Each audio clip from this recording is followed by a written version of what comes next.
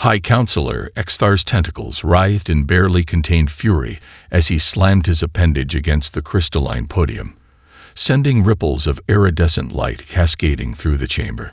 The other 46 council members flinched, not from his display of anger, which was unseemly enough, but from the barbaric physical contact with the ancient crystal structures that had never known violence in their 10,000 years of service. The Kizik have gone too far. Extar's translator rendered his clicking speech into the Council's standard frequency. They've developed particle beam weaponry a full 3 centuries before their designated technological advancement schedule. This is the 4th violation this cycle. Around the vast chamber, representatives of the galaxy's most advanced civilizations shifted uncomfortably in their anti-gravity seats. The Voltax delegation's crystalline forms refracted light in patterns indicating severe distress, while the gaseous methylons changed from their usual serene purple to an anxious green. First Speaker Zura, her feathered crest lying flat against her skull in diplomatic neutrality, raised a clawed hand. Perhaps, High Counselor, we should consult the Articles of Progression. Section 742B clearly outlines the proper sanctions for premature weapons development. We've consulted the Articles 16 times this solar rotation alone. Extar's chromatophores flashed warning patterns across his skin. The Kizik reportedly developed this technology by accident. They were attempting to create a more efficient food preservation system. A ripple of horror passed through the chamber. Accidental advancement was the worst kind. It suggested a fundamental flaw in the Council's carefully crafted development templates. For 50,000 years, the Council had maintained peace through rigid adherence to technological advancement schedules. Species were meant to develop technologies in the proper order, at the proper time, ensuring stable and predictable growth. The methylons pulsed their gas forms in the pattern indicating a desire to speak. We have calculated, their collected voice harmonized through the chamber, that the Kizik's violation will impact exactly 2,947 technological development paths across 126 species. The cascading effect could destabilize an entire sector's progression schedule. Low murmurs filled the chamber as counselors accessed their neural interfaces, reviewing the data. The numbers were disturbing. Even more disturbing was the growing frequency of such violations. In the past, species had been content to follow the Council's carefully plotted advancement paths. Now, more and more civilizations were stumbling into discoveries ahead of schedule. We must increase monitoring, declared Representative Enks of the Silicon Consensus, their crystalline form vibrating at frequencies of determination. Perhaps implement the new quantum oversight protocols we've been developing for the past century. Those protocols aren't scheduled for implementation for another 50 years, protested a representative from the Organic Coalition. As the debate intensified, none of the council members noticed the subtle flickering of the long-range sensor displays embedded in their neural feeds. None of them paid attention to the strange energy signatures appearing at the edge of monitored space. They were too absorbed in their crisis of schedule violations and proper procedural responses. First Speaker Zira was about to call for a formal vote on increasing sanctions when her neural interface pinged with a priority alert. She nearly dismissed it. After all, it wasn't scheduled for priority alerts for another 3 hours when something about the data pattern caught her attention. Her crest rose slowly in confusion as she processed the information. According to the sensors, something impossible was happening. Ships were appearing from what looked like a crude form of faster-than-light travel, but the energy signatures didn't match any known or theoretically possible form of FTL. High Counselor, she interrupted Extar's continuing tirade about proper development schedules. I believe we may have a more significant situation developing. The chamber's holographic displays activated, showing the sensor feeds. For the first time in recorded council history, absolute silence fell over the chamber. They watched as vessels of clearly primitive design performed maneuvers that should have torn them apart, using technology that shouldn't exist for another 1,000 years. The Kizik's premature particle beam development suddenly seemed very, very insignificant indeed. The Council's most advanced artificial intelligence, Sentinel AX, had never experienced what organic beings would call confusion.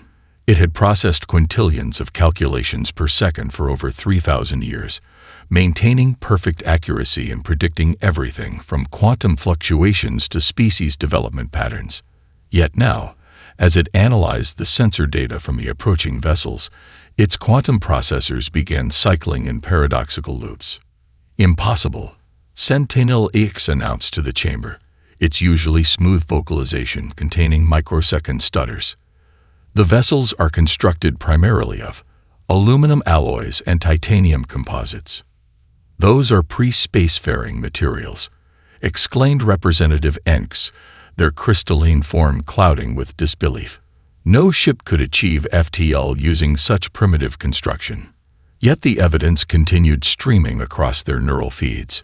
The unknown vessels weren't just achieving faster-than-light travel, they were doing it with style. The ships performed complex spatial maneuvers that seemed to ignore the basic laws of inertia, their hulls somehow maintaining structural integrity despite forces that should have shattered them instantly. Analysis indicates the vessels are using a form of space-time manipulation that Sentinel AX paused, its processors reaching 100% capacity for the first time in its existence. That appears to be powered by a controlled fusion reaction contained within a magnetic bottle configuration. The methylene delegation's gaseous forms swirled in patterns of extreme agitation. Magnetic bottle containment is a dead-end technology. We abandoned it 12,000 years ago as inherently unstable. First Speaker Zyrus' crest rose higher with each new piece of data. The ships were bleeding radiation that suggested their shielding was barely adequate by Council standards, yet they moved through space with an agility that made the Council's most advanced vessels look sluggish in comparison. Sentinel X, High Counselor Exthar demanded, his tentacles now a pale shade of gray indicating deep distress. Identify the species of origin. The A's response was preceded by a full second of processing delay, an eternity for a quantum intelligence. The vessels bear markings in multiple written formats. Primary identification translates to UST, UNDERCHIL. Secondary markings indicate Earth Defense Force. Earth. The word rippled through the chamber in various translations. That primitive world from Sector 7. The one we designated for first contact in approximately 300 years. The chamber's holographic displays zoomed in on one of the approaching vessels. Its hull was scared with what appeared to be weapons damage, hastily repaired with materials that looked like they'd been scavenged from multiple sources.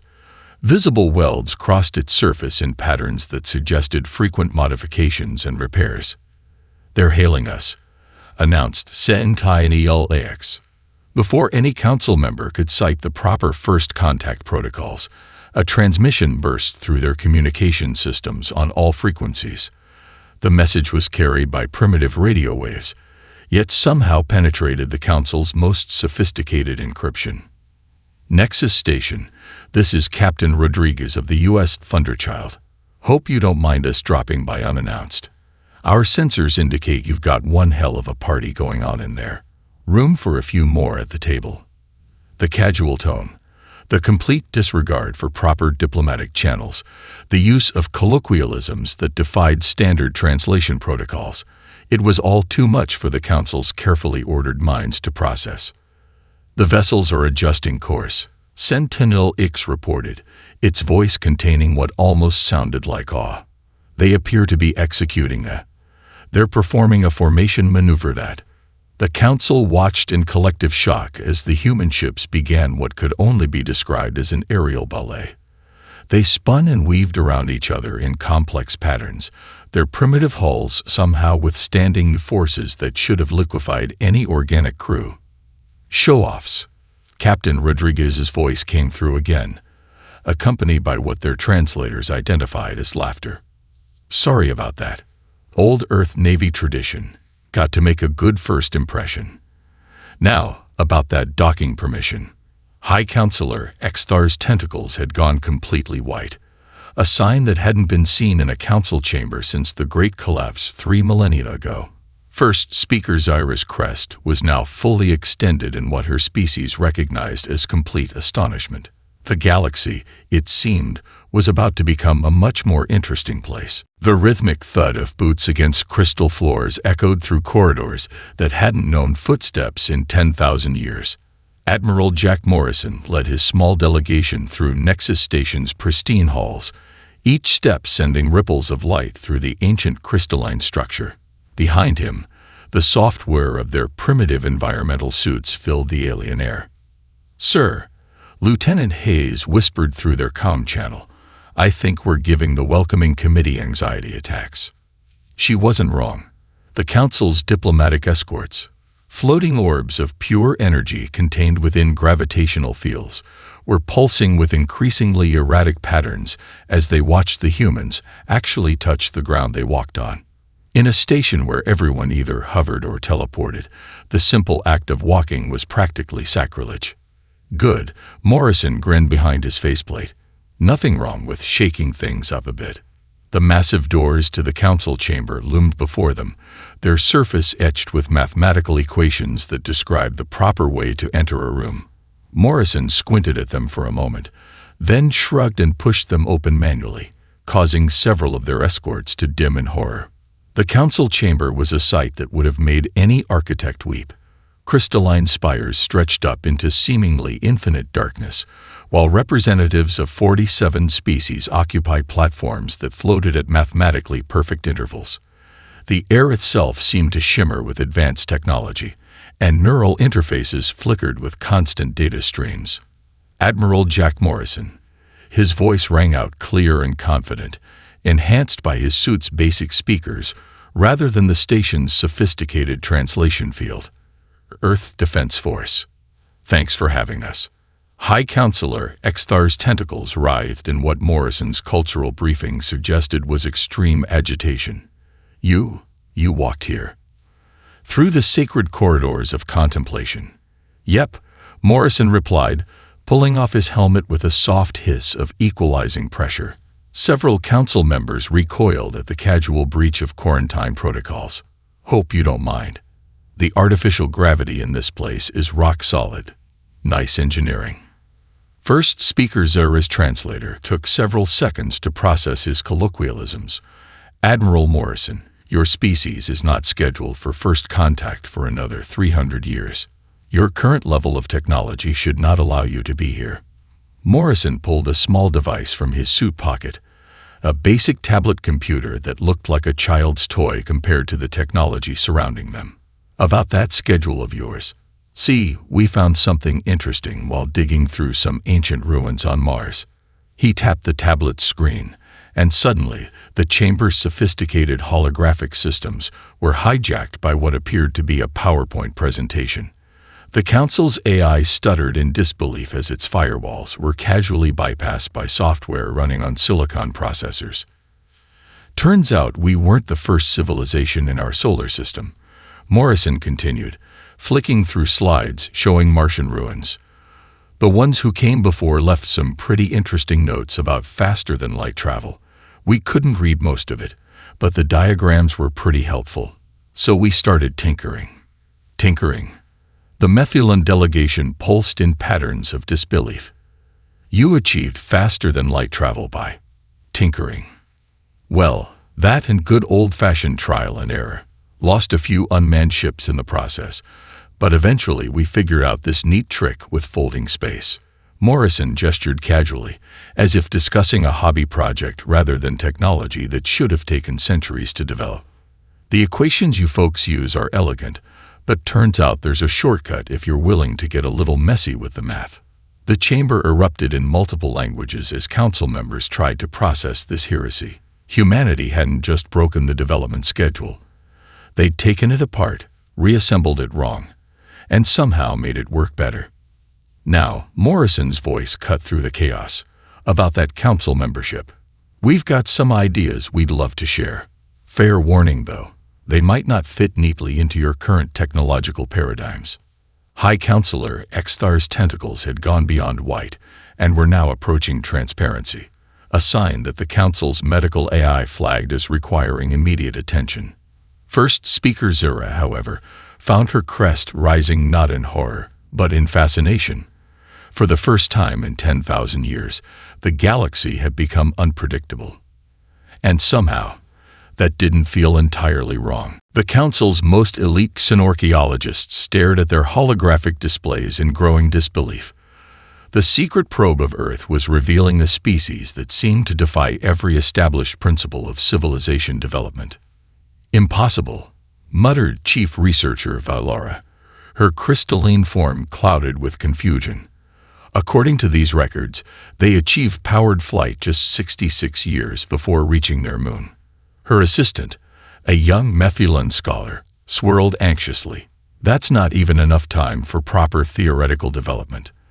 And look at this. They did it with computational systems less sophisticated than our food replicators. The research team had been working nonstop since Admiral Morrison's shocking arrival. Their quantum computers were processing thousands of years of Earth's history, and each new discovery seemed more implausible than the last. They appear to have developed their initial space program through something called a space race. Valora noted, her crystalline fingers dancing through waves of data. Two of their political entities actually competed to reach their moon first. They used this rivalry to accelerate technological development. "Madness," whispered another researcher. "Competition as a driver of advancement. The risk factors alone." "Look at this," interrupted the Methulan, their gaseous form practically vibrating with excitement. During this space race, they discovered that their initial rocket designs were flawed. Instead of spending the prescribed decades on theoretical refinement, they just kept launching them. They called it trial and error. Valora's form pulsed with horror. They launched knowing their devices would fail. Not just launched. They filmed the failures, made detailed records, used each explosion to improve their next attempt. They called it, blowing up is just another way of learning. The research team fell into stunned silence as they watched historical footage of early rocket tests. Humans could be seen cheering as their devices erupted in spectacular fireballs. Instead of shame at their failures, they displayed enthusiasm. Their development pattern is completely chaotic, Valora noted, bringing up a timeline comparison. Look, they developed nuclear weapons before achieving reliable air travel. They created artificial intelligence while still burning fossil fuels. They made their first attempts at genetic engineering while still fighting wars with projectile weapons. The data streams showed a species that treated the established order of technological development as mere suggestions. They'd survived multiple near-extinction events that should have reset their civilization. Global wars, environmental disasters, pandemics. But each time they emerged stronger, having somehow turned their catastrophes into opportunities for advancement. This is particularly concerning. The Methulan researcher indicated a recent data point. They've developed something they call extreme sports. They deliberately put themselves in life-threatening situations for entertainment. Valora's crystalline structure nearly cracked as she processed footage of humans jumping from orbital platforms with nothing but thin fabric to slow their descent. Are they immune to fear? No. Another researcher chimed in. Their physiological readings show normal fear responses. They simply appear to enjoy it. The team spent several moments watching humans pursue increasingly dangerous activities, diving into radiation zones to study unique bacterial life forms, surfing on lava flows to collect mineral samples, and deliberately crashing various vehicles in elaborate safety tests. Most disturbing of all, Valora brought up their latest analysis, is their approach to space exploration. Look at their current ship designs. The holographic display showed the internal schematics of the U.S. Thunderchild. It was a mess of jury-rigged systems, improvised solutions, and what appeared to be several components being used in ways their original designers never intended. They've basically taken everything we know about proper engineering principles, and the Methulan researcher paused, searching for the right words. They've turned it into an art form. Valera finished, her tone mixing horror with reluctant admiration. An ugly, chaotic, brilliant art form. Their ships shouldn't work, but they do. Their civilization shouldn't have survived, but it's thriving. They're not just breaking the rules, they're proving that our rules might be wrong. As the research team compiled their report for the Council, one thing became crystal clear. Humanity wasn't just an anomaly in their carefully ordered galaxy. They were a force of chaos that could change everything. And they were just getting started. The Council's emergency session was in its 4th hour when Admiral Morrison kicked in the door. Literally kicked it in, his magnetic boots leaving a scuff mark on the ancient crystal that made several Council members visibly wince. "Ladies, gentlemen, and assorted energy beings," he announced, striding into the chamber with a datapad tucked under his arm. "While you've been debating which subcommittee should handle this crisis, the Drachnid fleet has destroyed 3 more outposts. This is a closed session. High Counselor, Extar's tentacles flashed warning patterns. We are following proper crisis protocols." "Proper protocols." Morrison's laugh echoed through the chamber. "Those ships out there are using weapons that eat stars for breakfast, and you're worried about meeting procedures." He tossed his datapad onto the central platform, where it interfaced with the chamber's holographic systems in ways that should have been impossible for such primitive technology. The air filled with tactical displays showing the Drachnid fleet's advancement through Council space. 27 minutes ago, they hit the Proxima research station. Morrison pointed to a blinking red dot. 17 minutes ago, they wiped out the Centauri defense platform. And 5 minutes ago, they did this. The display showed a massive Drachnid vessel literally consuming a small moon, breaking it down into its constituent atoms for fuel. "Impossible," breathed first speaker Zura, her crest fully extended in horror. "The Drachnid were just a myth. Stories we told to warn of technological overreach." Well, someone forgot to tell them that. Morrison's fingers danced across his datapad, bringing up new tactical overlays. "But here's the good news. We've figured out how their ships work." The chamber erupted in protests. The Methulans swirled in patterns of disbelief, while the Silicon consensus vibrated at frequencies indicating extreme skepticism. "You cannot have analyzed their technology so quickly," Star declared. "Our best AIs have been processing the data for hours without." "We didn't use AIs," Morrison interrupted, a grin spreading across his face. "We used video games." The silence that followed was profound enough to be almost solid. "Specifically," Morrison continued, clearly enjoying himself, "we ran their attack patterns through every space combat simulator humans have ever created. Turns out their tactics are pretty similar to the final boss in Stellar Conquest IV, Revenge of the Space Pirates." He brought up a side-by-side comparison, showing the Drachnid fleet movements matched almost perfectly with patterns from what the Council would consider a children's entertainment program. Their ships use quantum consumption drives, basically eating matter to fuel their weapons. But here's the thing about eating. You've got to open your mouth to do it. The tactical display zoomed in on a Drachnid vessel's matter collection system. "See these intake ports? They have to open them fully to consume larger objects. That's when they're vulnerable. Their shields have to partially drop to let matter in." First speaker Zyra's crest twitched with sudden understanding. "You intend to attack them during their feeding cycle? That's insane." Morrison's grin widened. "Probably. But we got 12 ships full of humans who spent their entire lives playing games about exactly this scenario. We've got engineers who've been dreaming about fighting space monsters since they were kids. And most importantly," he touched his datapad one final time, and the tactical display showed the U.S. Thunderchild and its sister ships moving into attack positions. "We've got nothing to lose and a galaxy to save. So, honorable Council members, you can either keep debating protocols, or you can watch humanity do what it does best: improvise, adapt, and overcome. High Counselor Xthar's tentacles had gone from their usual authoritative purple to a pale shade that indicated deep existential crisis. This is not how advanced civilizations conduct warfare. Maybe that's why the Drachnid are winning, Morrison replied, already heading for the door. Time to try something new. Who's with me? First Speaker Zura, in what would later be recorded as a pivotal moment in galactic history, rose from her platform and actually walked to join the human admiral. Perhaps, she said, her translator struggling to convey her mix of terror and excitement.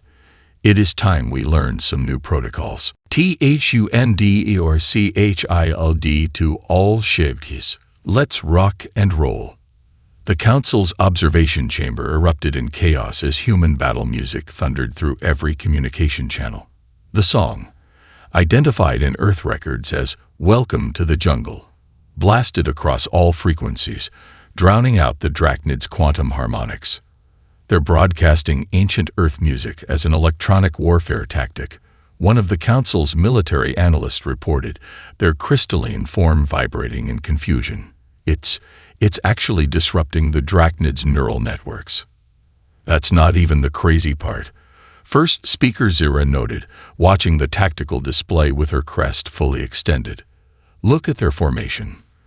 The human fleet had broken into what appeared to be complete disorder. The U.S. Thunderchild was leading 3 other ships in what their commanders called a bootleg turn, a maneuver that violated 16 different laws of spatial physics. Behind them, 2 cargo vessels modified with makeshift armor plating were spinning on their axes, using centrifugal force to fling mining charges into space. Admiral Morrison, High Counselor Xthar's tentacles writhed in distress. What are your ships doing? Morrison's voice came back filled with what humans called laughter. Something I like to call the Tennessee Waltz. Hey Ease, show them the thing. The U.S. Defiant, a ship that had already scandalized Council engineers with its patchwork construction, suddenly ejected its entire cargo hold. The massive container, filled with what appeared to be scrap metal and mining explosives, tumbled through space toward the nearest Drachnid vessel. They're wasting valuable resources. The Silicon Consensus representative protested. Watch, Zyra whispered, her species' hunting instincts recognizing the setup of a trap. The Drachnid ship, true to its nature, opened its massive matter consumption ports to devour the incoming debris.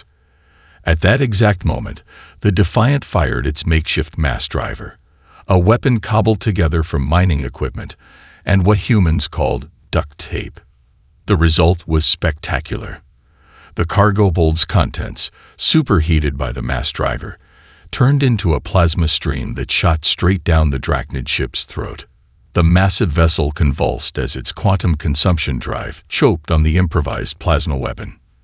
That's impossible, Xthar declared. Their technology is too primitive to.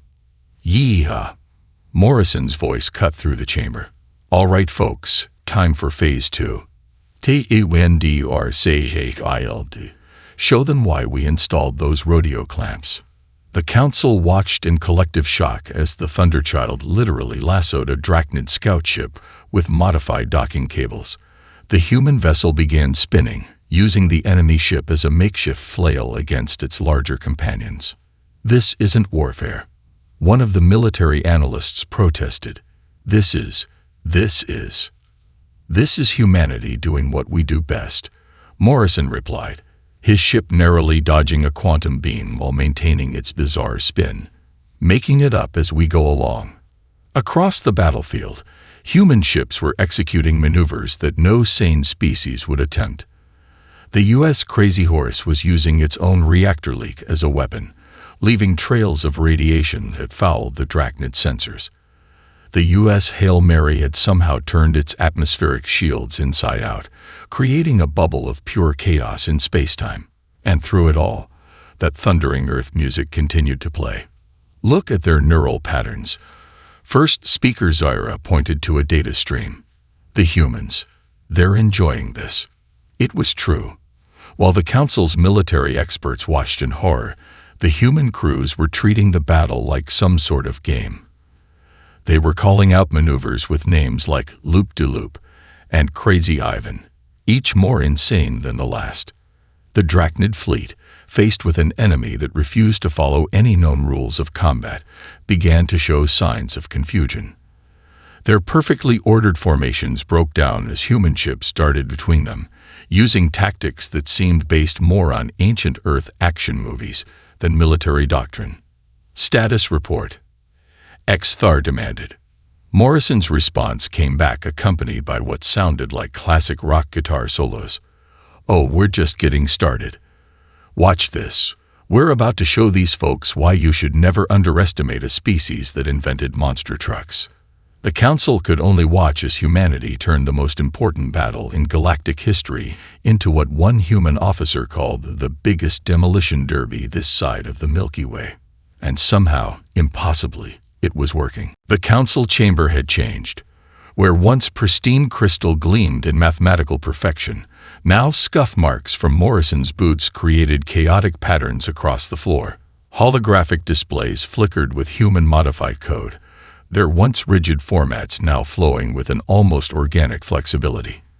"You want to do what to our quantum drives?" High Counselor Xthar's tentacles curled in pure horror as he stared at the human engineer's sketches. Chief Engineer Sarah Rodriguez of the Thunderchild grinned, her hands covered in what appeared to be engine grease, a substance that hadn't been seen in the Council chamber in millennia. "Look, your quantum manipulation is elegant, but it's like trying to perform surgery with boxing gloves on. We can boost your efficiency by 300% if you just..." She reached into her pocket and pulled out what appeared to be a child's toy. "Add one of these." The Council members leaned forward to examine the object. It was a simple gyroscope, the kind found in human entertainment devices called smartphones. "This is a primitive inertial guidance system." The Silicon Consensus representative vibrated in disbelief. "Our quantum drives operate on principles that took thousands of years to perfect." "Yeah, and that's your problem right there." Rodriguez tapped the gyroscope against the crystal table, making several Council members flinch. "You spent so long making it perfect, you forgot to make it better." First speaker Zura, who had taken to actually walking short distances in emulation of their human allies, studied the proposed modifications with her crest raised in fascination. "The mathematics behind this are wrong," Rodriguez finished cheerfully. "Completely wrong by your standards. But here's the thing. Reality doesn't care about our standards. Sometimes the messy solution is the right solution." The chamber erupted in multiple languages as Council members tried to process this heresy. The recent victory over the Drachnid fleet had forced them to confront an uncomfortable truth. Their carefully ordered understanding of the universe might be fundamentally flawed. Order. Xthar's tentacles flashed warning patterns. "We must approach these innovations with proper caution. There are procedures." "With all due respect, High Counselor," Morrison interrupted, striding into the chamber with a fresh cup of coffee. Another substance that had scandalized the Council's environmental systems. "Procedures are what almost got us killed. The Drachnid almost won because they knew exactly what you'd do. You've made the galaxy so predictable that any outside force could calculate your response down to the microsecond." He took a long sip of coffee, deliberately letting the cup leave a ring on the ancient crystal table. "Humanity's gift to the galaxy isn't our technology, it's our chaos." Chaos, the Methulan delegation swirled in patterns of distress, is not a gift. "No." Morrison pulled up footage from the recent battle. "Tell that to the Drachnid. Their quantum computers crashed trying to predict our movements because we weren't following any rational pattern. We won because we were unpredictable." Rodriguez nodded enthusiastically, already sketching new modifications on her tablet.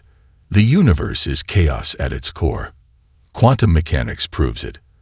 By trying to impose perfect order, you're fighting against the fundamental nature of reality. Sometimes you need to embrace the chaos to find the best solution." First speaker Zira, in what would later be seen as a pivotal moment, picked up the simple gyroscope. "Perhaps, Perhaps there is wisdom in this approach. Our victory over the Drachnid came not from superior technology, but from superior adaptability. Exactly. Rodriguez beamed. Now about those quantum drives. Who wants to help me attach some motorcycle parts to a zero-point energy matrix? The chamber fell silent as the council members faced their moment of truth. Millennia of careful order and progression stood against the undeniable evidence of humanity's success. Finally, High Counselor Exthar's tentacles shifted to a shade of blue that hadn't been seen in the chamber for 10,000 years, the color of acceptance of change. "Teach us," he said simply. And so began what humans would later call the Great Galactic Shake-Up, as humanity's chaos theory met advanced alien science in a revolution that would transform the galaxy forever. Morrison just grinned and ordered another coffee. The real fun was just beginning. The Nexus Station's observation deck had never been so crowded. Representatives from all 47 council species mingled with human visitors, watching the spectacle unfolding outside. The massive viewing crystal, once kept pristine and untouched, now bore fingerprints and coffee stains, battle scars of humanity's integration into galactic society. Is that a solar sail made of pizza? High Counselor Exthar's tentacles twisted in bewilderment as he watched the experimental vessel unfold its reflective surface. Technically, it's a metamaterial inspired by the way cheese stretches, Admiral Morrison explained, sipping his ever-present coffee. One of our engineers got the idea while having lunch. Turns out the molecular structure of mozzarella has some interesting applications in zero-G environments. The Council's chief physicist, a being of pure energy contained within a crystalline matrix, flickered in what had become recognized as laughter. In the 6 months since humanity's arrival, the Council species had begun to develop entirely new emotional responses, most notably a sense of humor. "Look, they're starting." First speaker Zyra pointed with an enthusiasm that would have been considered unseemly just months ago. Outside, the first graduating class of the newly established Galactic Innovation Academy was demonstrating their final projects. A Methulan student had combined their species' gaseous nature with human extreme sports to create what they called nebula surfing. Nearby, a Silicon Consensus graduate was showing off a crystalline computer that ran on what humans called vibes rather than strict quantum calculations. "Remember when we thought the galaxy would collapse if we deviated from the advancement schedule?" Morrison chuckled, watching a group of mixed-species engineers testing what they dubbed a quantum rodeo drive. "I remember when we thought humans would destroy everything we built," Exthar admitted, his tentacles now comfortable with showing emotional colors. "Instead, you've helped us build something better." The observation deck's displays showed feeds from across council space. On 1,000 worlds, the rigid barriers between advancement tiers were dissolving. Species that once waited centuries to receive approved technology now collaborated freely, combining their unique perspectives to create innovations that defied categorization. Latest report from the Cultural Exchange Committee, Zyra announced, reading from a decidedly non-regulation datapad decorated with what appeared to be stickers. The Voltax have discovered human music. They've created something they call crystal rock. Apparently, it makes their crystalline forms resonate in ways that produce both music and advanced mathematical theorems. "And the Methulans?" Morrison asked, already grinning. "They've become absolutely obsessed with human comedy shows. Something about the absurdity of physical humor has revolutionized their approach to gaseous physics. They're developing new forms of matter based on the principles of slapstick." Outside, a student vessel attempted what humans called a barrel roll, failed spectacularly, recovered with a maneuver that violated several laws of physics, and somehow ended up discovering a new form of propulsion in the process. The Council's observation AI had given up trying to classify such events months ago. "We've received 17,000 new patent applications this week alone," Exthar noted, his tentacles swirling with pride. "Most of them make absolutely no sense by our old standards, and all of them work better than they should. That's the beauty of it. Morrison said, watching as a group of junior engineers tested what appeared to be a faster-than-light drive powered by actual rubber bands and optimism. The universe doesn't care about our standards. It cares about what works. The massive doors of the observation deck swung open. They actually swung now, on hinges, because someone had decided that was more fun than quantum displacement, and Rodriguez burst in, covered in an impossible combination of grease and quantum foam. "Who wants to help me test the new hybrid drive?" she announced to the crowd. "We've combined a primitive internal combustion engine with a zero-point energy matrix. It probably won't explode this time." The chamber erupted in enthusiastic volunteers. Even the most conservative council members had learned that probably won't explode often led to the most interesting discoveries. As the mixed group of humans and aliens headed off to what would undoubtedly be another chaotic but brilliant experiment, Morrison turned to Exthar and Zera. "Still think we're too primitive for the council, my friend." Exthar's tentacles glowed with all the colors of acceptance and amusement. "I think you're exactly what this galaxy needed. Now, what's this I hear about something called a food fight?" The galaxy would never be the same, and that was precisely the point.